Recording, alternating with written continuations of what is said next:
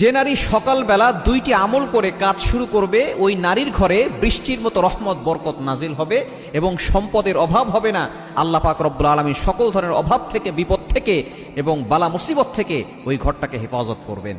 যদি আমরা এই দুইটা কাজ বিশেষ করে মা বোনরা করতে পারে, আল্লাহ পাক রব্বুল আলামিন ওই ঘরের ভিতরে সকল ধরনের বিপদ আপদ থেকে হেফাজত করবেন, রহমত নাজিল করবেন, বরকত নাজিল করবেন, সম্পদ দান করবেন। কাঁচামরিচের জন্য কারো কাছে যেতে হবে না। নাম্বার 1, 1 নাম্বার হচ্ছে ফজরের নামাজ পড়া। অনেকে কিন্তু ফজরের নামাজ পড়ে না। অনেক মা বোনরা 9টার সময় ঘুম থেকে ওঠেন, ফজরের নামাজ পড়েন না। মনে রাখবেন, যার ফজর ছুটে গেল তার জীবনের বরকত ছুটে গেল। কারণ এই ফজরের সময়ের জন্য আল্লাহ পাক রব্বুল আলামিনের কাছে নবী সাল্লাল্লাহু আলাইহি ওয়াসাল্লাম নিজে দোয়া করেছেন, বুখারী শরীফের হাদিস, আল্লাহুম্মা বারিক লি উম্মতি ফি বুকুরিহা, আয় আল্লাহ আমার উম্মতের সকালটা তুমি বরকতময় করে দাও। আল্লাহ তাআলা সেই দোয়া কবুল করে নিয়েছেন। এজন্য ফজর হচ্ছে বরকতময়। এজন্য যারা ফজর পড়ে আল্লাহ পাক রব্বুল আলামিন তাদের জীবনে বরকত দেন, যারা ফজর পড়ে না তাদের জীবনে কোনো বরকত থাকে না। 1 নাম্বার।